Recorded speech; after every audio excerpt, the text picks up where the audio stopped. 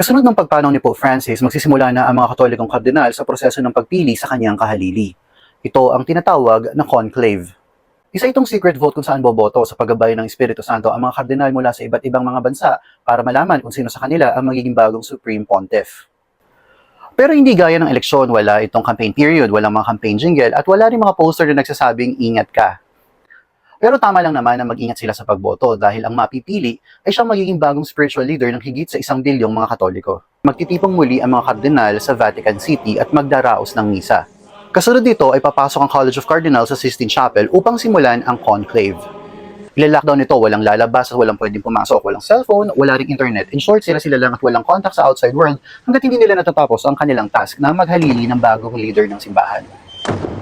Kasalukuyang mayroong 252 cardinals pero 135 lang sa kanila ang may edad na 80 pababa at pwedeng bumoto o yung tinatawag na cardinal electors.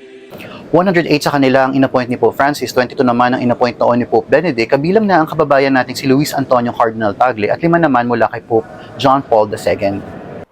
53 sa kanila ay European, 37 mula sa North at South America, 18 ng taga-Africa, 23 naman ng tubong Asya at 4 mula Oceania.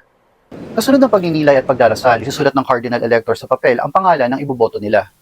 Bibilangin ang mga balotang ito at itatala, pagkatapos ay kanilang susunugin.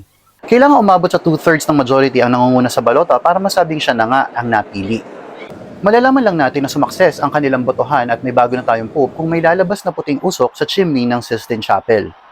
Kung itim na usok naman ang lalabas, ibig sabihin nito ay uulitin nila ang botohan. Noong 2013, napili sa ikalawang araw ng conclave si Pope Francis habang tumagal naman ng 3 taon mula 1268 hanggang 1271 bago napili ng electors si Pope Gregory X. Ngayong 2025, umaasa ang ilang analyst na matatapos ang conclave bago ang May 10. Itatanong sa napiling kardinal kung tatanggapin ba niya ang desisyon ng kanyang mga kasama at kung anong papal name ang gagamitin niya. Bibihisan siya ng papal regalia at insignia at i-anunsyo sa balcony ng St. Peter's Basilica ang mga katagang Habemus Papam o We Have a Pope. Dito na siya harap sa mga tao para sa una niyang public appearance at mensahe bilang bagong Santo Papa.